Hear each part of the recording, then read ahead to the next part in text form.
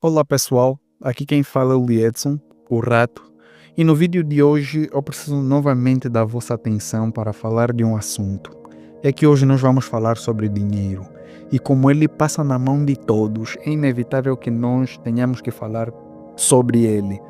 E para o início desse vídeo eu gostaria de trazer duas frases aqui do Bruno Perini, que falam mais ou menos o seguinte. A primeira é que nessa vida, independentemente da profissão que cada um for escolher, é inevitável que todos nós tenhamos que trabalhar com a mesma ferramenta, o dinheiro.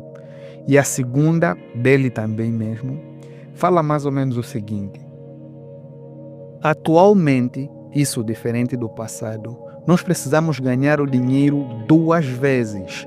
A primeira, quando nós trabalhamos e recebemos o nosso dinheiro. A segunda, para nós termos que manter o valor desse dinheiro.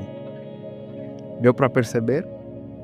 É inevitável que todos nós vamos ter que trabalhar com dinheiro e que o dinheiro vem perdendo valor. Uma vez que nós ganhamos ele, é imprescindível que nós tenhamos que preservar esse valor ou tentar fazer ele valorizar mais. Bom, essas duas frases para mim evidenciam muito bem o porquê que nós precisamos falar de dinheiro. Mas agora, para falar de dinheiro, que é um assunto vasto, nós precisamos seguir por pontos. E como nós temos mesmo um canal todo, uma longa vida para falarmos sobre as coisas, acredito que, como esse é o primeiro vídeo sobre, é importante nós falarmos de alguns conceitos que têm mais a ver sobre como nós enxergamos o dinheiro. Então nós vamos nos focar primeiro nesse ponto. É inevitável que todos nós tenhamos de ganhar dinheiro alguma vez na vida, ou seja, teremos que ter um trabalho. E o funcionamento normal é como? Nós ganhamos o dinheiro, né? Ele cai nas nossas contas e nós acumulamos o mesmo para ganhar riqueza, para acumular riqueza. Mas se você tivesse simplesmente a acumular papel ou números, se o dinheiro que você acumulasse, entre aspas, não fosse de fato dinheiro porque não vale nada, estaria a ser um esforço inútil. E é isso que vem acontecendo. É isso que eu quero provar ao longo desse vídeo. Ou seja, provar não, mostrar, porque já está comprovado. Eu só quero mostrar ao longo desse vídeo como é que essas coisas vêm funcionando e como é que nós podemos ter uma saída a respeito do mesmo. Na verdade, existem vídeos muito melhores até para falar desse assunto, mas como eu quero também trazer isso para a minha audiência, porque talvez vai ajudar a expandir maior o conhecimento, então também estou a trazer aqui, mas se não, existem vídeos melhores a abordar sobre esses assuntos, mas eu também quero trazer um pouco da minha visão sobre o mesmo. Bom, então nós vamos começar a abordar sobre o que de fato dá valor ao dinheiro. Por quê? Alguma vez na vida nós tivemos que atribuir valor às coisas, né? Saber que algo vale X notas e isso se tornar um consenso global, todo mundo conseguir adotar quase que os mesmos parâmetros, apesar das flutuações. Então, até aqui se torna óbvio que o dinheiro como papel antigamente não existia e que eles utilizavam outras formas para oferecer os seus produtos e serem pagos pelos mesmos. Melhor dizendo, imagina um agricultor, ele plantou demais. Obviamente, esse excedente, esse valor, esse produto que tem a mais, ele queria trocar, mas nem sempre era possível trocar pelas coisas que ele queria.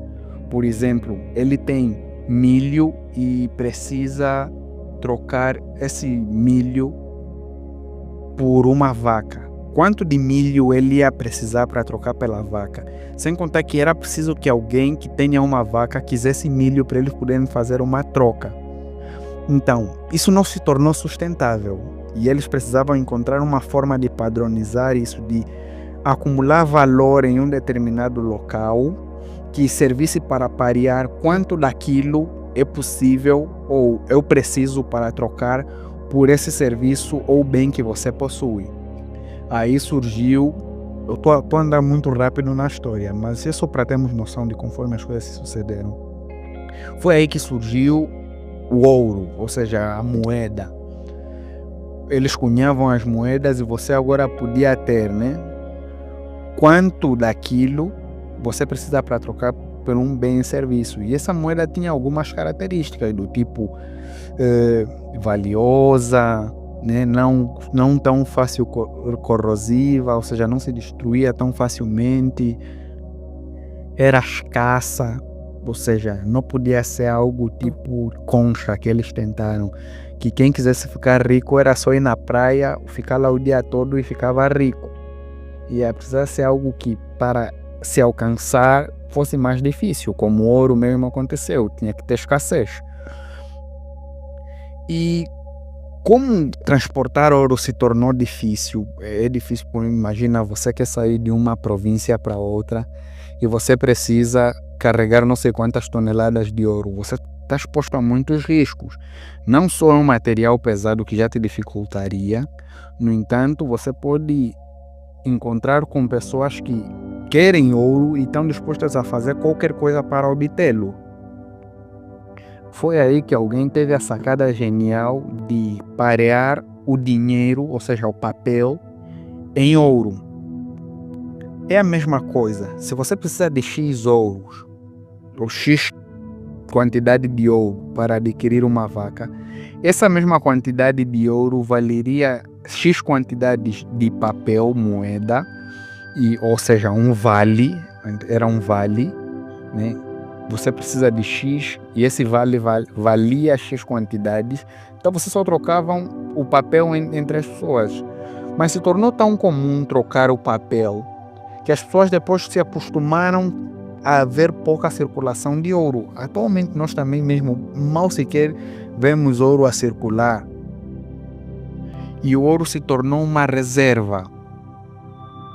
Uma coisa que indicava que tinha X quantidades de papel em circulação. Ou seja, os governos começaram a acumular ouro e colocar a moeda em circulação, dizendo que se eu coloco X moedas em circulação no meu próprio país, isso indica que eu tenho X quantidade de ouro.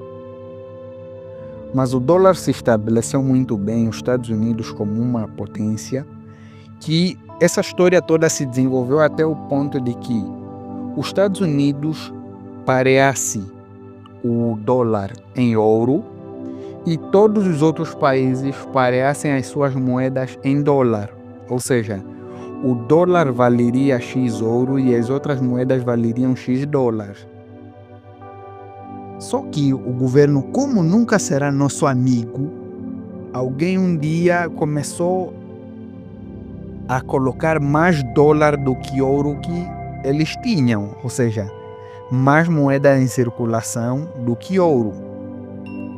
E como os Estados Unidos não estavam em boas condições, dado a muitos conflitos que ele estava a se envolver, os outros países decidiram fazer o quê? Nós queremos trocar essa cena aí de parear a nossa moeda em dólar. Na verdade não foi bem assim. O que eles queriam era o quê? Nós estamos a devolver essas moedas e nós queremos ouro de verdade, porque vocês aí parecem que não vão subsistir, porque está a imprimir muita moeda em detrimento à quantidade de ouro que vocês têm. Isso, né, é um conceito que vamos falar um bocado mais à frente, mas traz aqui já o conceito de inflação, que é o quê?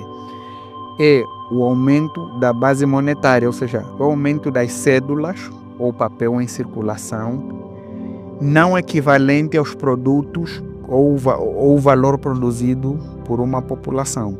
Vamos falar isso mais um pouco, mas o que aconteceu mesmo? Os Estados Unidos estavam a imprimir muito, logo, isso gera desconfiança. Se vocês não estão a gerar produtos o suficiente e ainda assim estão em conflitos e estão a imprimir muito, isso uma hora vai quebrar, os outros países não podiam ficar para trás. Foi aí que, quem tem o poder é que manda, um dos presidentes dos Estados Unidos decidiu que não vai ser mais assim. Vocês vão continuar a parear em dólar, mas o dólar já não será pareado em ouro provisoriamente. esse provisoriamente, desde 1900 e não sei quando, até hoje, nunca deixou de ser provisório. Nunca já voltamos ao momento antigo. Ou seja, se o dólar já não é pareado em ouro e todos os outros estão pareados em dólar, então no que está pareado o dólar, né? No que está lastreado, o dólar indica que é quantidade de o quê? Nada. Porque não está pareado em nada. Ou seja,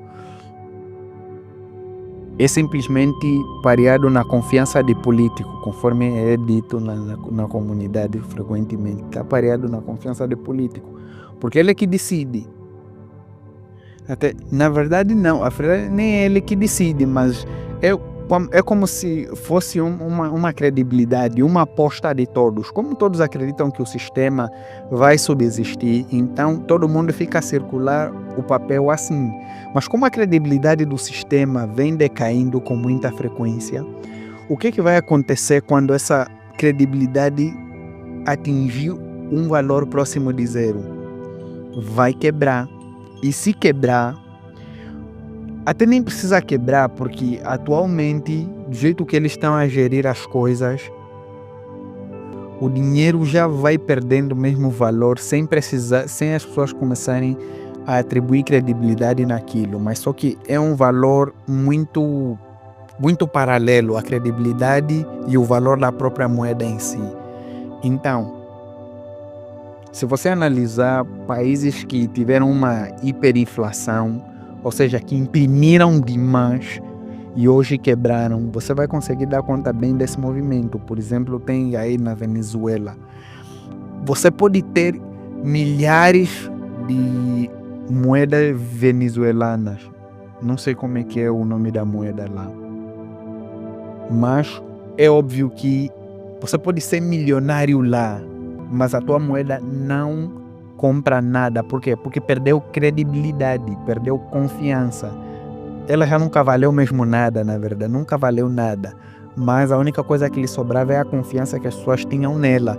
Até isso acabou, então o que aconteceu é que miséria extrema. E é o que está a acontecer com o resto do mundo todo. Só que uns mais rápido que os outros. Bom, atualmente então, quem detém a quantidade... Quem detém a autoridade de fazer circular moedas ou papel na mão da população? Isso é óbvio que é o governo. Eles é que decidem imprimir ou não, trocar de moeda ou não. Isso tudo está sobre as mãos deles. E é um grupo seleto que decidem pela maioria. Então, como o ser humano já tem um coração corruptível, o que acontece? O rei e os amigos deles precisam viver bem. Então, na verdade não precisam, querem viver bem, só que de forma facilitada. O que eles fazem? Eles imprimem, e há um ponto aqui. Eles vão imprimindo moeda e a moeda vai chegando na mão deles. Lembra que nós estávamos a falar há pouco de inflação, né? Que é o aumento da base monetária, o aumento da quantidade de moedas em circulação. E essa quantidade de moedas em circulação, quando não acompanha a quantidade de bens e serviços disponíveis, os preços dos serviços sobem, porque tem que gerar um equilíbrio. É assim que a inflação acontece. Se numa sala tem 3 pessoas e cada pessoa tem uma moeda e tem 3 pães, eles podem acordar que um pão vale uma moeda. Mas se uma pessoa tiver uma máquina de imprimir moedas, ou se ela tiver uma forma de criar moeda e criar mais moedas do que pães existem naquela sala, essa pessoa vai ficar rica mais rápida, mas só que os outros, se aperceberem disso, vão reequilibrar. O valor do pão já não será mais uma moeda, porque as coisas precisam estar em equilíbrio, senão alguém perde. É assim que acontece. Todo mundo tem bens e serviços num país, mas o governo tem a detenção tem a varinha mágica de imprimir papel. Só que os outros não conseguem acompanhar a produção de pães muito rápido.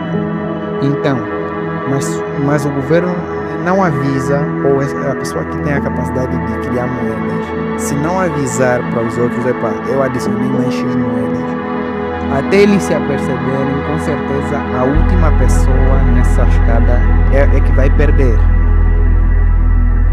Então, o governo imprime moedas, as moedas chegam e a população não sabe que entrou novas moedas no mercado. Eles distribuem para os seus amigos, ou seja, grandes construtoras, eles não querem, eles têm, como é que eu posso dizer? Eles têm políticas muito populistas, a maioria dos governos. Ou seja, eles vão construir mesmo escolas, hospitais e não sei o que, perto das eleições geralmente, construem escolas, hospitais, não sei o que, a população vai não está a trabalhar. Mas até esse momento ele já tirou a parte dele, deu dinheiro, né, em uma obra que ele também tem lá os seus colaterais de lucro. Essa obra comprou materiais e esse preço vai começando a ser, vai ir sendo repassado. Os que recebem primeiro é uma pirâmide, os que recebem primeiro ganham. Assim funciona a inflação. E como é que isso se reflete no teu dia a dia? Você pensa que o pão ficou mais caro, mas o que realmente aconteceu é que o seu dinheiro é que perdeu valor, o seu dinheiro é que vale menos. O pão continua sendo um bem-serviço imutável. Ainda, a quantidade de pães ainda é a mesma. Só que a quantidade do teu dinheiro é que aumentou, mas como as coisas precisam de equilíbrio, então teu dinheiro precisa valer menos para comprar esse único pão. É assim que funciona. Daí a frase do Bruno Perini: você precisa ganhar o teu dinheiro 2 vezes, porque alguém está a brincar e o teu dinheiro vem perdendo valor. Mas existe sim uma forma de conseguir fazer com que o teu dinheiro não perca valor. Mas antes de falarmos dessa solução, no caso aqui, praticamente é uma, mas vamos falar um pouco de mais pontos. Eu acho importante já introduzir alguns assuntos que nós também vamos trazer aqui uma vez ou outra, que está mesmo nesses pontos iniciais, que é a criação do dinheiro digital e o fim do dinheiro físico. Eu acho que você já deu conta que a cada vez que os anos passam, cada vez vamos vendo menos dinheiro físico. Ora são as moedas, os cêntimos, os centavos, que aquilo se tornou obra de coleção, ninguém mais usa.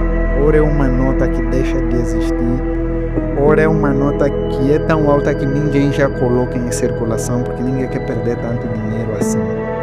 Mas é óbvio que ao passar do tempo você vai ver menos dinheiro físico. E agora com a criação dessas plataformas, dos bancos, o que se tornou já comum no dia a dia, é quase impossível você fazer um negócio e utilizar dinheiro físico.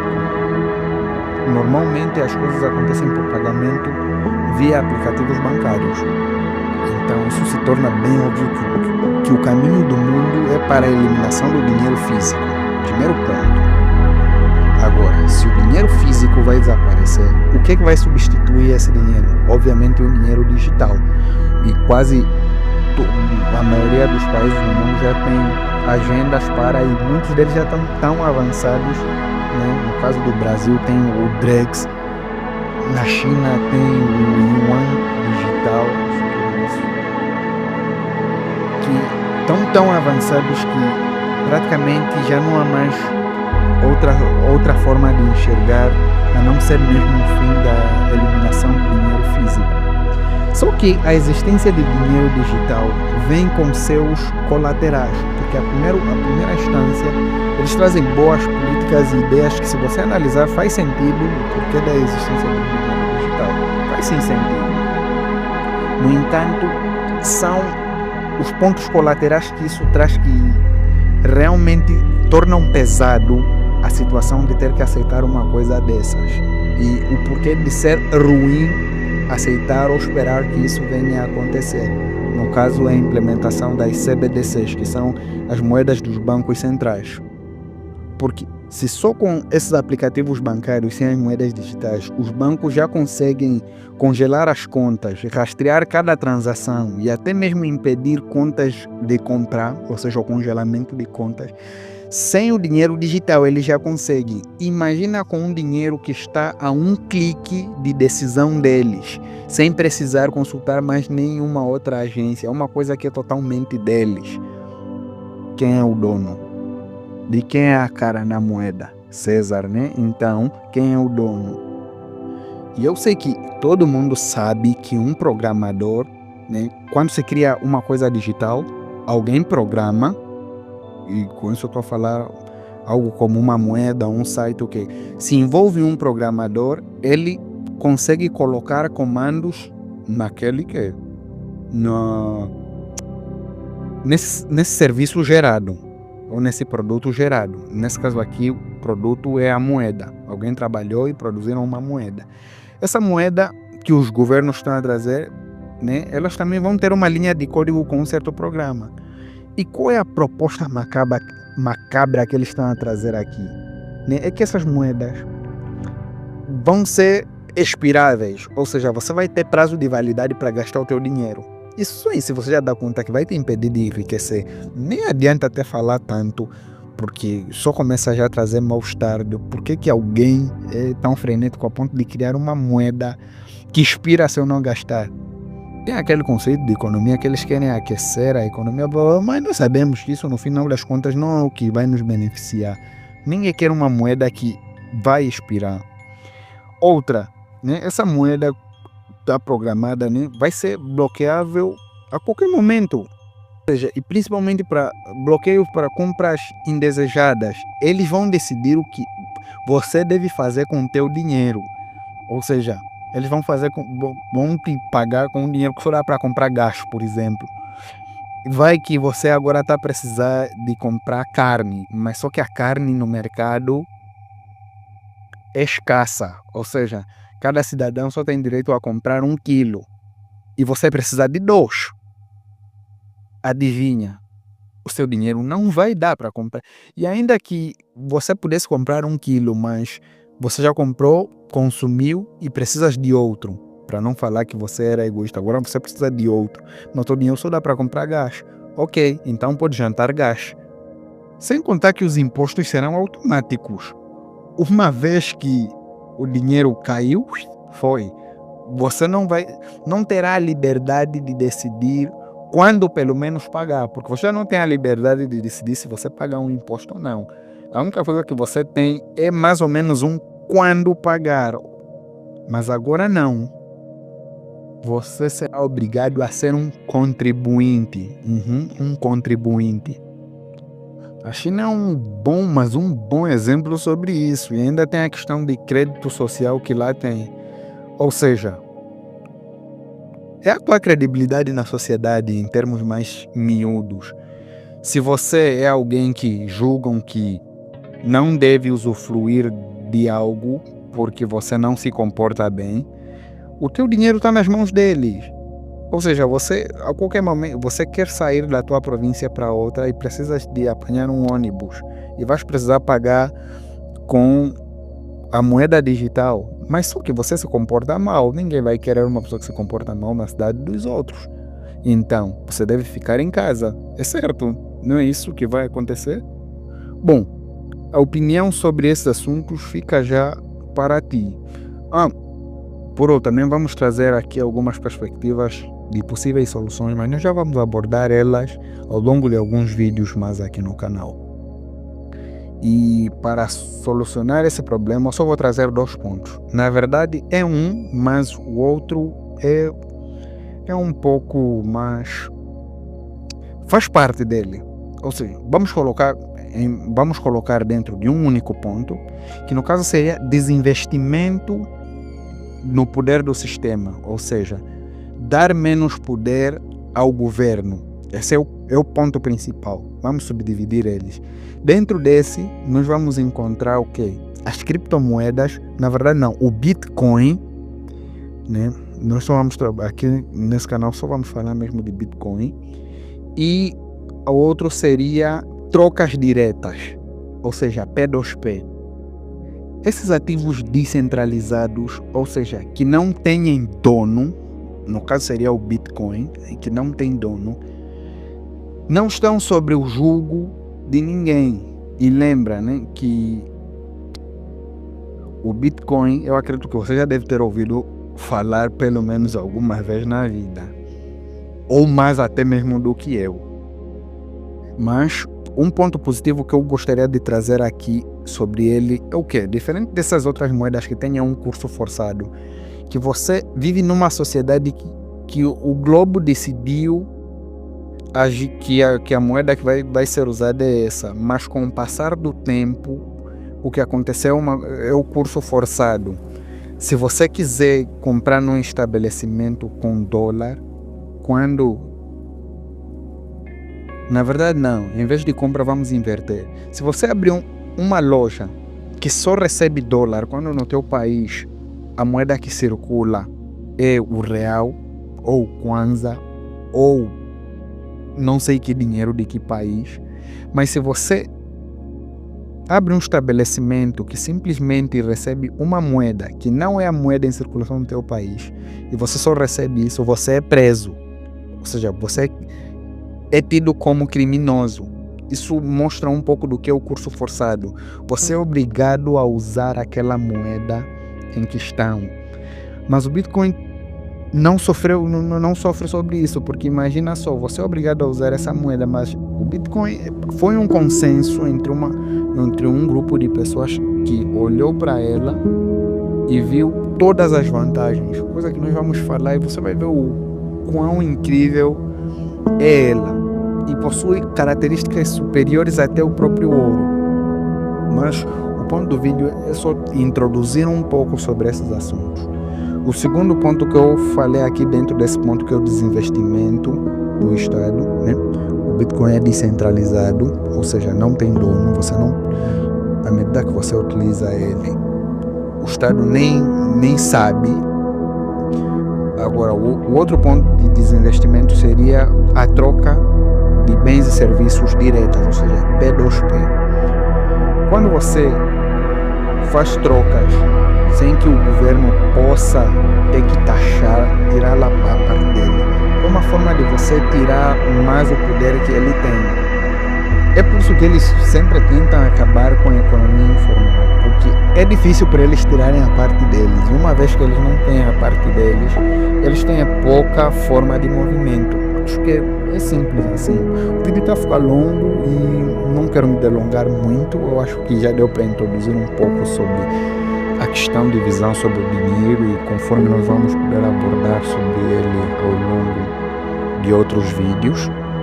Eu sou muito grato por teres me ouvido, afinal não sou o mais especialista nisso, como sou simplesmente alguém que também um dia vai lidar com dinheiro, e sei que falar sobre isso, não que que lida com dinheiro, falar sobre isso vai ajudar muito, não só a mim como você. Então, acho que é uma boa trazer aqui alguns assuntos sobre o mesmo no canal. Você, a esse ponto do vídeo, já sabe que o dinheiro não vale nada, e do jeito que ele foi mesmo projetado é para que isso acontecesse e mantesse as pessoas presas. Mas, à medida que mais pessoas e assuntos como esses vão sendo falados, você vai ganhando mais informação, e a verdade liberta. Agora você tem mais mobilidade de saber o que fazer com o teu dinheiro. Mas a primeira coisa que eu te aconselho mesmo é estudar e ter conhecimento. Obrigado por me ouvir, e nós nos vemos logo em breve. Eu vou deixar aqui mais um vídeo na tela, que provavelmente vai ser um assunto que, se você gostou desse também, acho que vai te interessar nisso. Então, nos vemos